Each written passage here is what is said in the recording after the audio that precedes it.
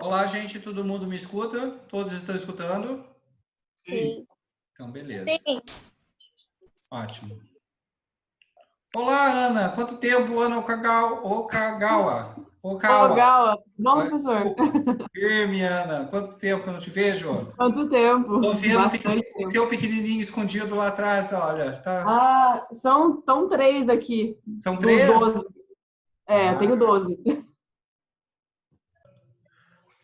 Bom, pessoal, vamos dar continuidade à nossa aula. E aí nós falávamos, né, da importância das políticas públicas voltadas na educação. E o Vinícius, ele veio com uma fala bem interessante para complementar, expondo sua opinião, e eu gostaria de partir da fala para início das nossas discussões. Vinícius, o que você comentava aí? Fale para nós. Então, é uma das coisas que eu tenho visto, né, não só na área da educação, mas em outras áreas também, mas é que tem muitas pessoas que elas querem opinar e querem dizer como as coisas devem ser dentro de uma sala de aula, sendo que elas não têm propriedade para dizer. Elas, no meu tempo as coisas não eram assim. Em gerações passadas as coisas mudam, né? Então, tem muita gente, até mesmo no governo, né? No atual governo, o cara nunca pisou dentro de uma sala de aula, não sabe como é que é a dinâmica de uma escola, mal sabe como passou de ano e quer dar palpite, quer dizer como as coisas devem acontecer, sem abrir o espaço justamente para o diálogo, né? Para perguntar para os professores, para as pessoas que trabalham com educação, dizendo, não é bem por aí, não é esse o caminho, né? Vinícius, a sua fala é digna de uma paçoquinha. Que excelência! É muito bom ouvir uma pessoa jovem que tem essa percepção, né? Um educador, uma pessoa que está passando por um curso de licenciatura, um terceiro ano de licenciatura, e com essa clareza, né? Infelizmente, no Brasil, opina-se muito sobre educação, futebol, carnaval e religião. Todo mundo tem uma opinião sobre essas 4 coisas, entre outras coisas, né? Mas a pessoa não sabe porcaria nenhuma de futebol, vai lá e opina sobre futebol.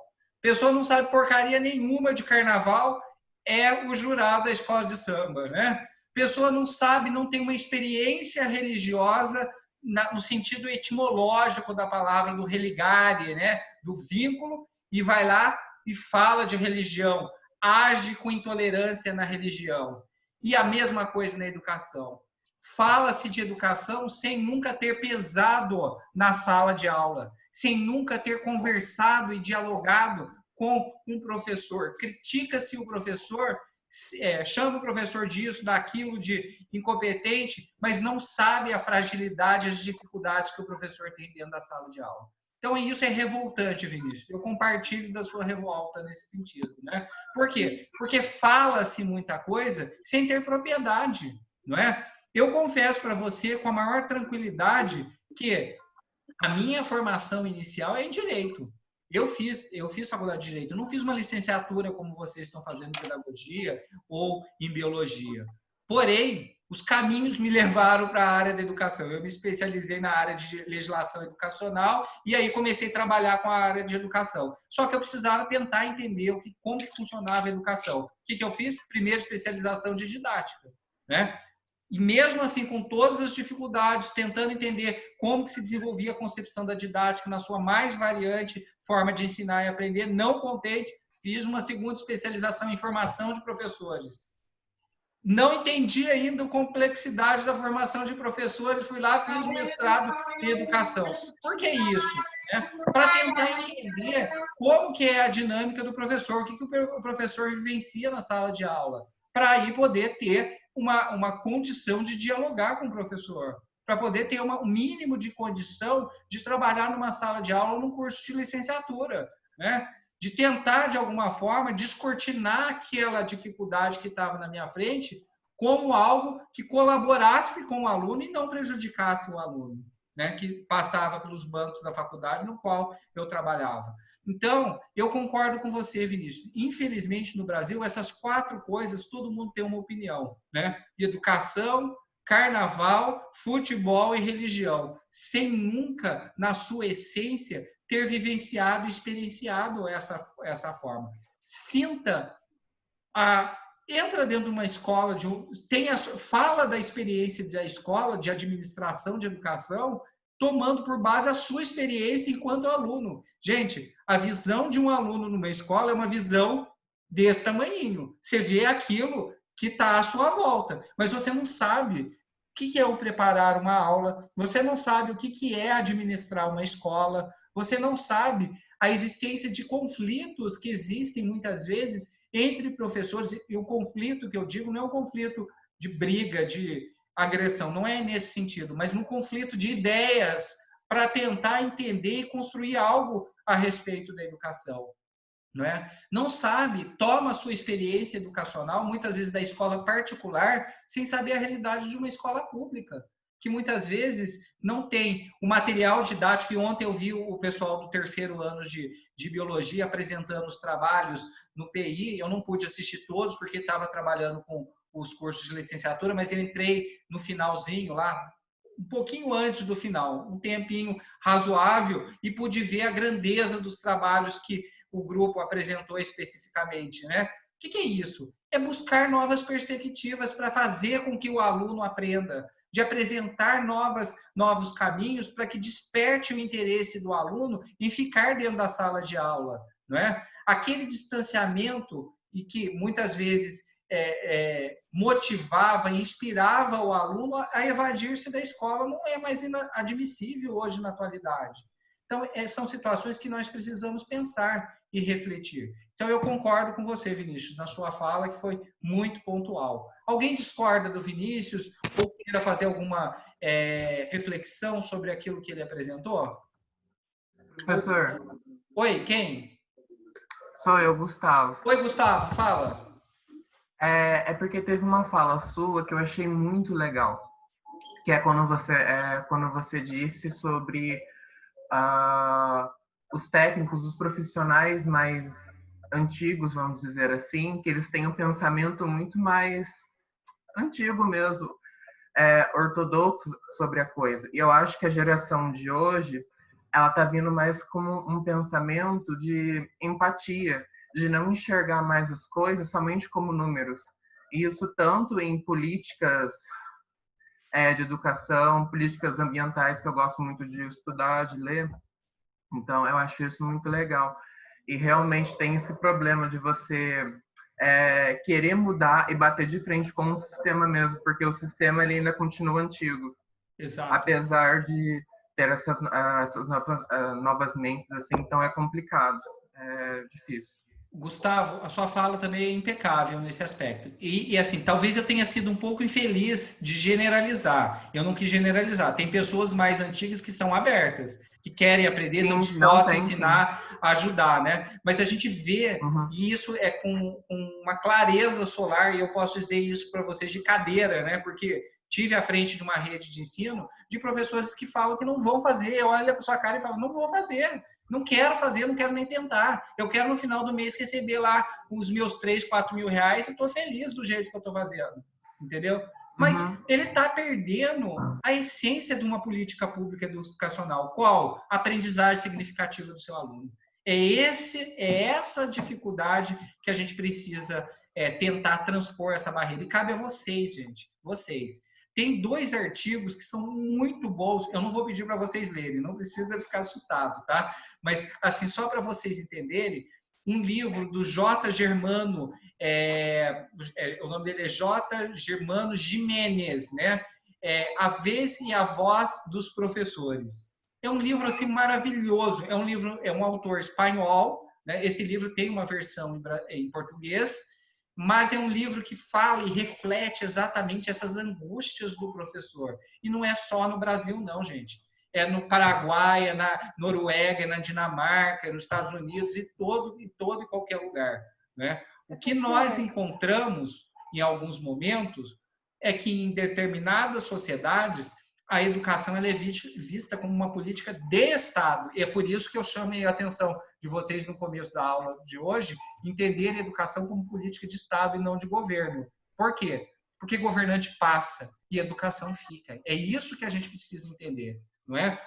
A gente precisa entender, como o Gustavo falou muito bem, é que temos que estar abertos a aprender. E não é a aprender com um ezinho, não. É a apreender com 2 es mesmo, né? De reter, de pensar, de observar. O educador ele tem que estar aberto a isso, né? E tem um outro artigo, que eu falei desse livro, e um outro artigo, que é da professora Menga Luke, né? Não é a Heloísa Luke, não. É a Menga Luke.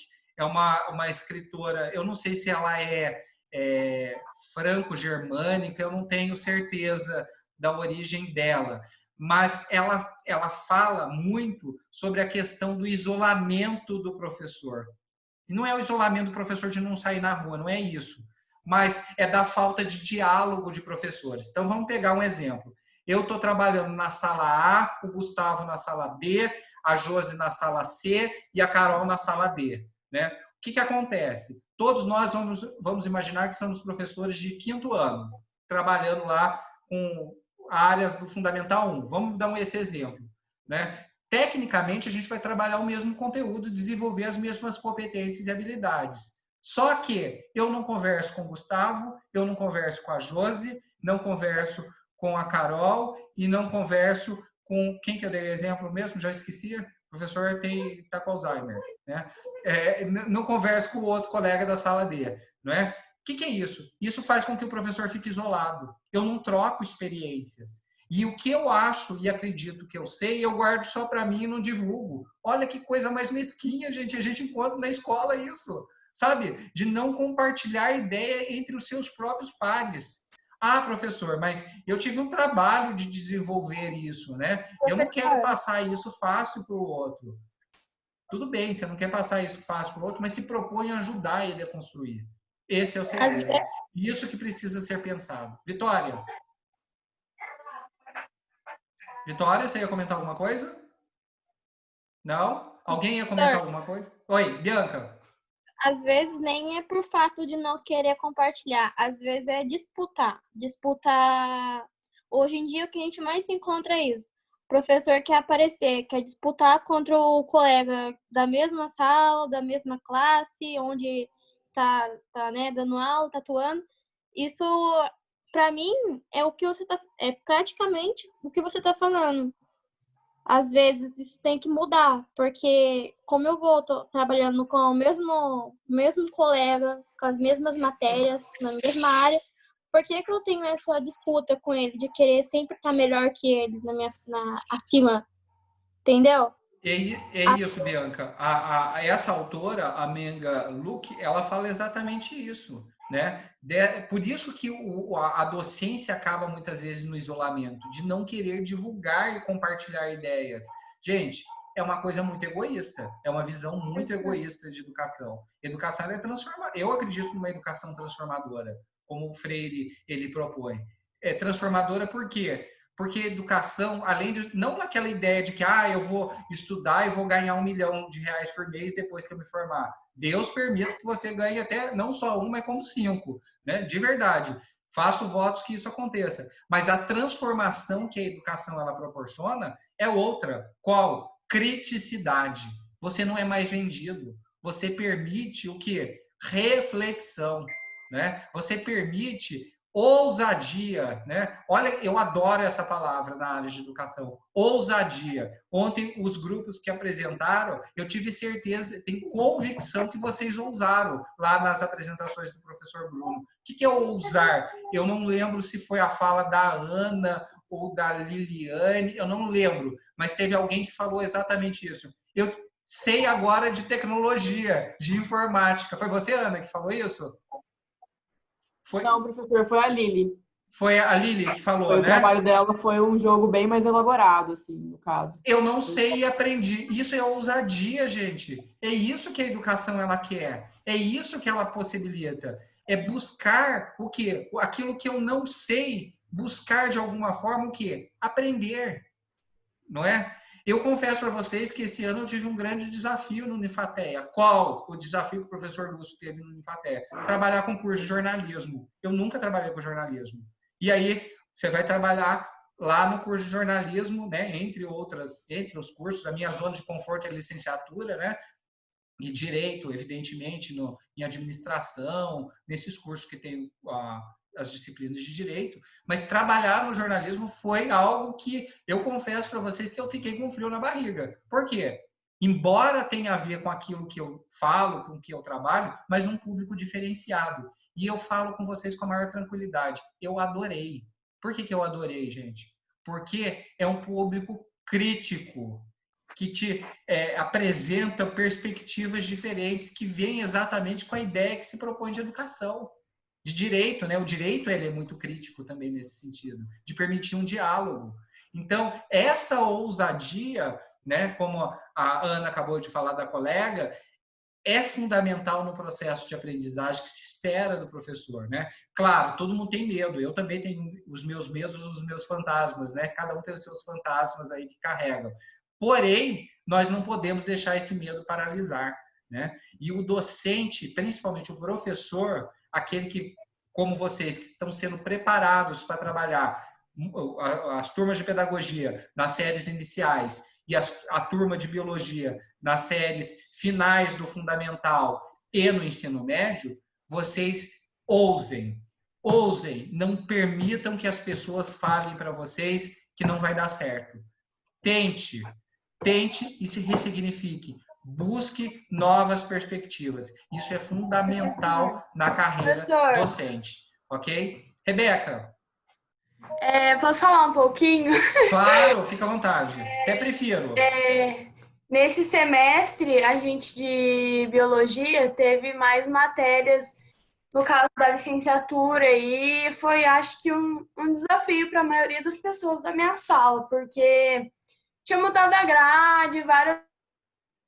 Liga a câmera aí, Rebeca, que eu quero te ver, eu não estou te encontrando, por favor. Professor, eu tô com o cabelo molhado. Vamos lá. Então, daí ontem a gente apresentou o nosso PI, que foi sobre gamificação e umas coisinhas assim, e hoje eu fui falar com o Bruno.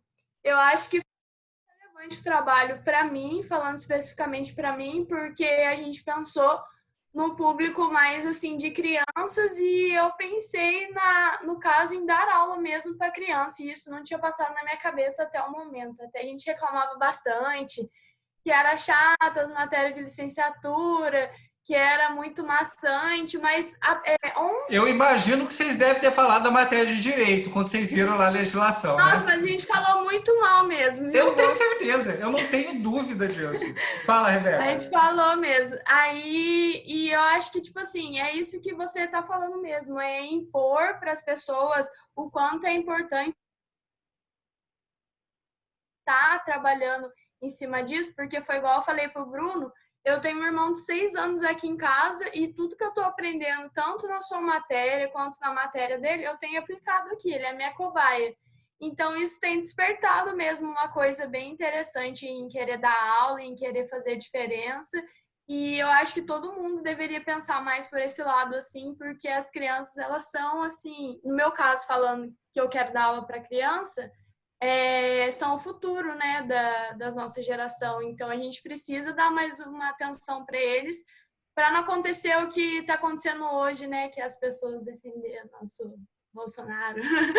Aí, mas é isso, professor, era isso que eu queria falar. Legal, Rebeca, excelente. Essa reflexão, é isso que eu falo, ousadia, né? É isso que é a palavra ousadia melhor, acho que ela bem se encaixa nessa sua fala. Por quê? Porque no primeiro momento, a matéria de didática não vai gostar. Nós queremos ver o ciclo de Krebs, queremos ver qualquer coisa que não seja nada a ver com a didática. E aí você estuda didática. Eu fico imaginando vocês estudando os filósofos da didática. Vygotsky, Piaget, a essência dessas pessoas, como o pessoal da pedagogia faz, né? Isso é fundamental, você saber a concepção pedagógica. E caso não tenha visto a fundo, vejam, gente, acredite no que eu estou falando. Estou falando para vocês com a experiência de 14 anos dando aula com formação de professores de ensino superior, né? Vejam que isso vai fazer a diferença quando você estiver na sala de aula, Rebeca, trabalhando no ciclo de Krebs, ou as mitocôndrias, e etc, etc, né? Isso vai fazer diferença, né? Entender e buscar abordagens que atinjam o seu aluno. Isso é fundamental. Isso é política de Estado e não política de governo. É isso que eu quero dizer. Deu para entender? O que mais? Gostei. Legal, Rebeca. Muito bom. Josi? Então, sobre aquela parte que você disse da interdisciplinaridade, que é a relação entre pegar uma matéria e com um professor e pegar algumas matérias e explicar para o aluno, né? Misturar os professores. Eu acho que não deveria haver, como que eu posso dizer, intrigas.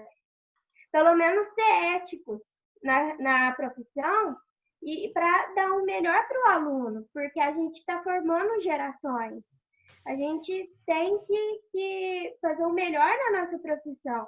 Eu acho até que essa parte, eu sei que às vezes tem confusões, eu entendo as relações humanas, às vezes não é fácil.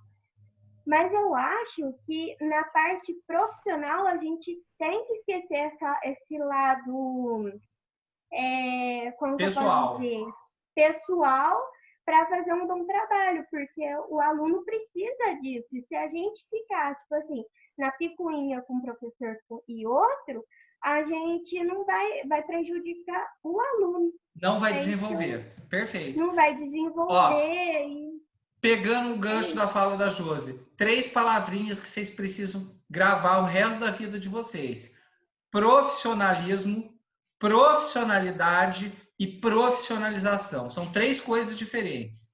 Profissionalismo, a gente precisa agir de forma profissional, né?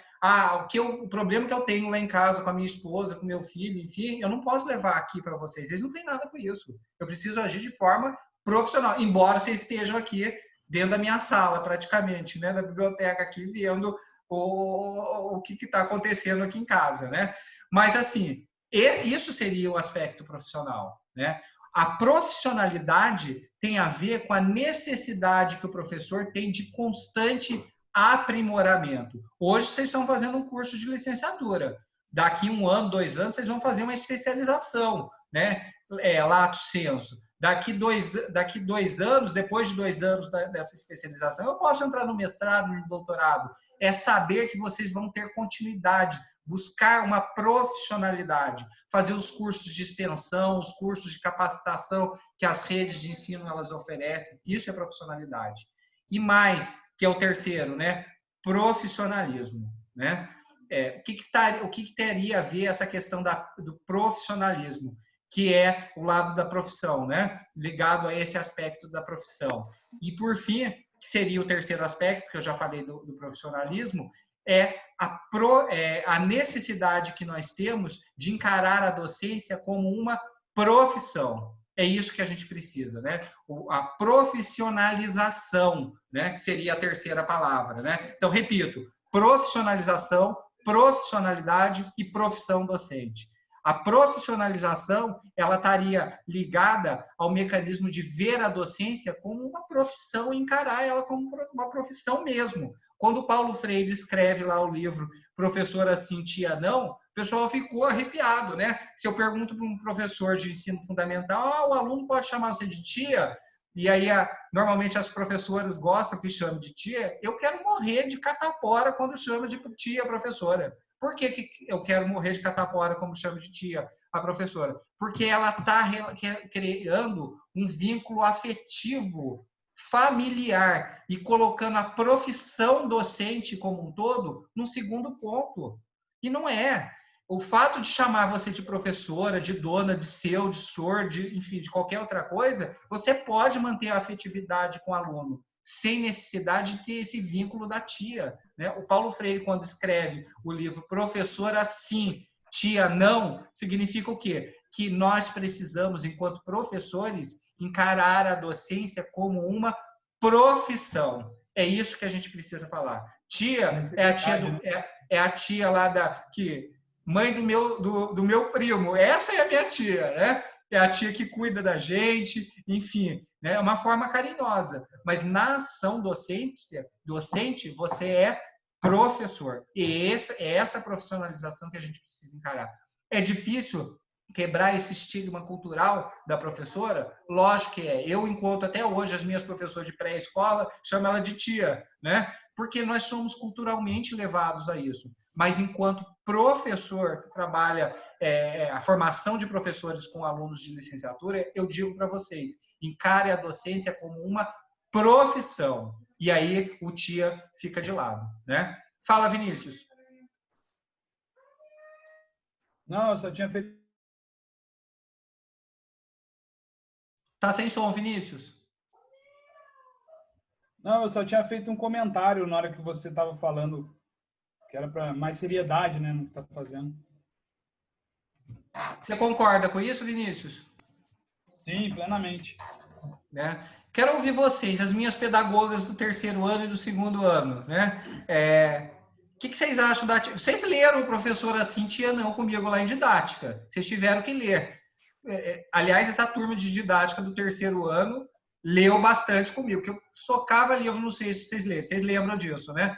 E aí eu quero saber, hoje, no terceiro ano, vocês mudaram essa visão ou vocês acham ainda que é a tia? O que vocês acham? Ana Rafaela, o que você quer falar? Eu acho que professora é professora, tia é tia. Lá na família, na escola, tia. Ali a gente vai... É o profissional. Nada de ser tia. E se a gente passa a ter o aluno como um sobrinho, como que a gente vai conseguir? Nem o respeito a gente vai conseguir deles, porque eles passam a ter confiança, não vão acreditar na gente. E aí, mais uma vez eu insisto, gente, pegando o gancho da fala da Vera, não é que você vai maltratar o aluno, não é isso, né? Você age com afeto ao aluno, no afetar mesmo, né? Da essência da palavra. Isso. Mas sem a necessidade de criar um mecanismo de fazer com que ele seja... tem essa relação mais proximal com o professor. Legal, Vera, gostei de ver. Porque a criança, ela vem carente de casa, ela vem procurar na gente o afeto. E se a gente for dar aquele afeto, a gente deixa de educar e dar o carinho que a família não dá em casa. Inclusive, ainda mais uma criança que é pequena, né? Vinha acostumando chamar de tia desde da educação infantil lá do maternal, junta com a carência, e aí acontece isso mesmo, né? Ela vai ser acostumada a achar que a tia é aquela tia familiar, e não a profissional que é a professora. Legal. Exatamente. Eu acho que ajuda Fala, também, né? Legal, Josi. Assim, eu acho muito importante, sim, essa parte do profissionalismo e tudo mais, mas eu acho que o contexto que a gente acaba vivendo na escola nos obriga a ser chamados de tia, porque todo mundo se chama de tia, até as professoras, eu falo isso por experiência própria, a gente fica, tia fulano, tia ciclano. Cultural, isso é cultural, não é? E, tipo... lógico que sim, tem o profissionalismo e tudo mais, mas eu acho que essa parte de tia também dá pra gente relevar, contornar, porque é um carinho, né?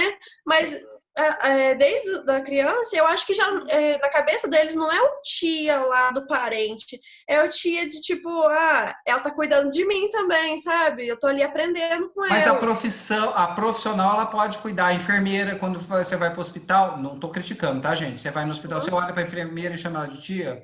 Não, você chama ela de enfermeira. Não, mas no caso entra o que eu disse sobre o contexto da escola, eu entendi, Ana Rafaela, eu concordo com você sabe disso, a gente está falando isso lá no trabalho de vocês, concordo, mas o que eu quero chamar a atenção de vocês, não estou discordando não, tem que chamar de tia, pode chamar, não está errado isso, mas de encarar e até a própria profissão, é isso que a gente precisa entender. Sim, porque até a própria família traz a criança para a gente, já chamando a gente de tia. A mãe entrega o filho para a gente na escola, dizendo, vai com a tia vai cuidar de você. Gente, já dá essa responsabilidade para a gente. Pra vocês terem uma ideia, Casa de Ferreira, Espelho de Pau. Levo o Guilherme na escola e entrego para a tia Lani, para a tia Raíssa. Lá, tia Raíssa. Detalhe, ambas foram minhas alunas no curso de pedagogia, né? E eu falava isso já lá atrás para elas. Então, Casa de Ferreira, Espelho de Pau. O que eu quero, e aí é importante a visão freiriana nesse aspecto, é de que precisamos encarar a docência como profissão. É isso que a gente precisa colocar, ok? E saber diferenciar os tempos. Fala, Michele. Então, eu sou de Mato Grosso do Sul, então minha vida inteira sempre chamei os professores de professora e professor, sempre. Cultural, olha só, cultural, repito. E quando eu vim fazer o ensino médio, eu vim pra cá, né, eu comecei a fazer ensino médio aqui, e todo mundo chamava de seu e dona. Eu ficava tipo, por que vocês chamam de seu e dona? Dona, é verdade. Olha que coisa horrível chamar professora do professor de seu, ou seu Vinícius, ou seu Gustavo, eu né? ficava tipo, gente, ou dona Josi, dona Ana, dona Jocastra, gente. Isso. Professora. Eu era professor. Eu chamava de professor e professor. Porque eu chamei de professora e professor. Professor, não entendi. O povo, nossa, Michele, professor tão formal, é seu, é dona. Fica tipo, gente, é diferente. Cultural. Eu passei por isso também, Lúcio. Eu morei em Santo André há bastante tempo e lá a gente chama de pro.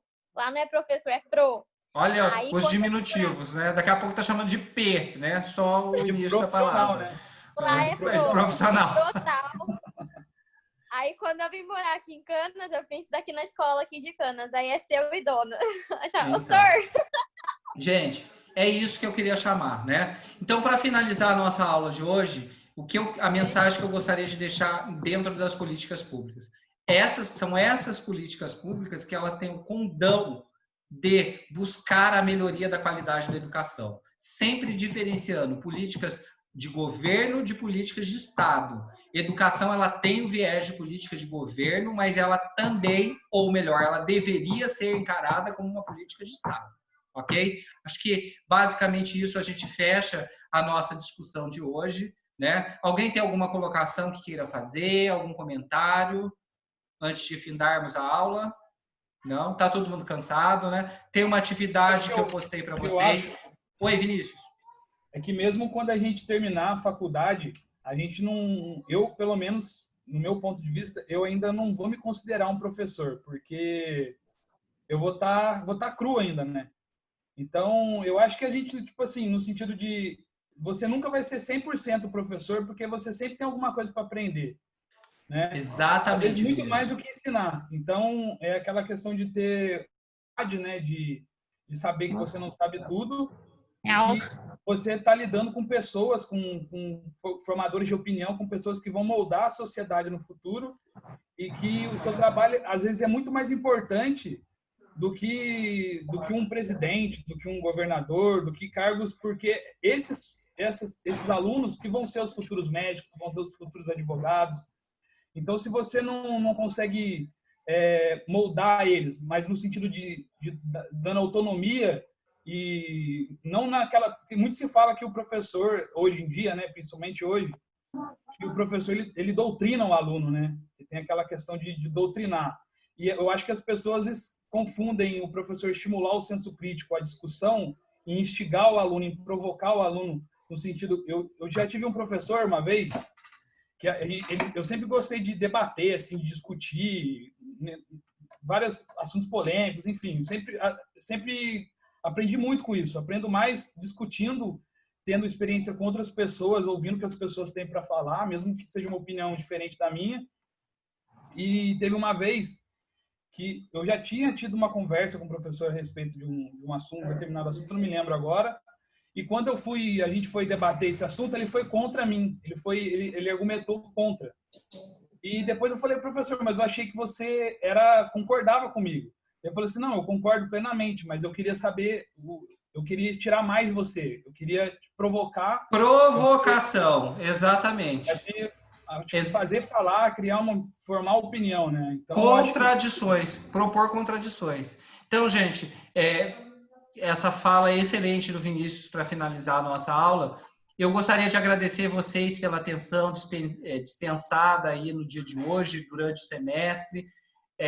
Muito obrigado. A aula de legislação encerra com a questão das políticas públicas, né?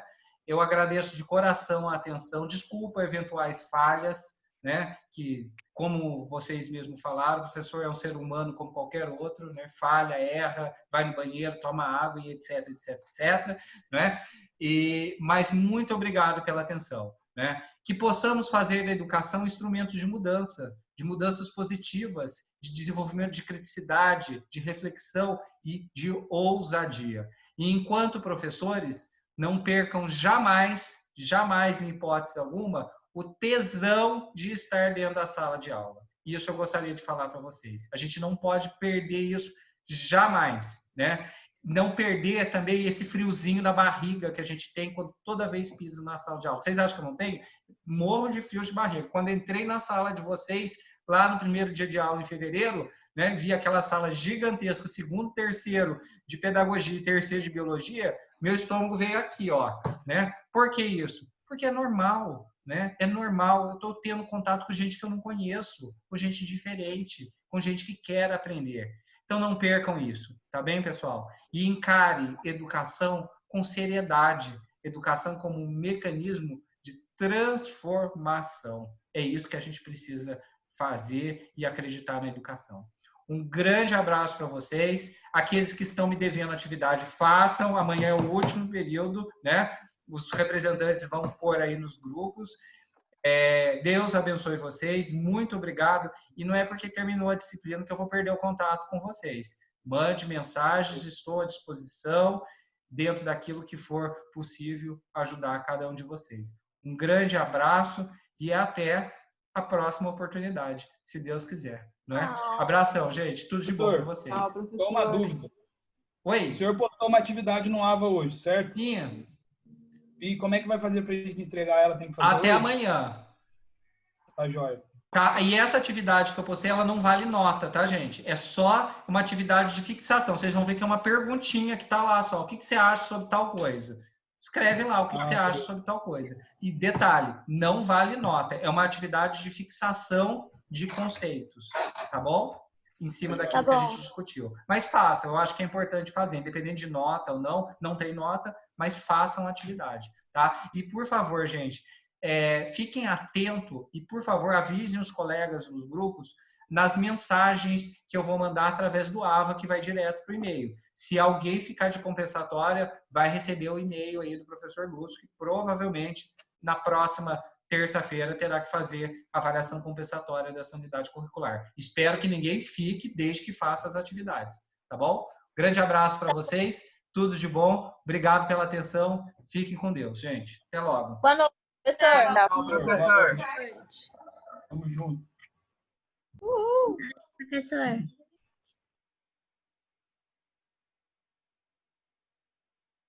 Oi, quem que me chamou? Eles que chamam.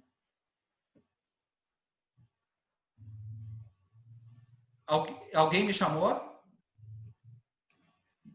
Não, eles só estavam brincando só. Fazendo... Ah, então tá bom. Falou, obrigado. professor. Boa noite aí. Bom descanso. Abração, Vinícius. Tudo de bom. Tá, tudo de bom. Tchau, professor. Tchau, tchau, Carol. Tudo de bom. Fique com Deus.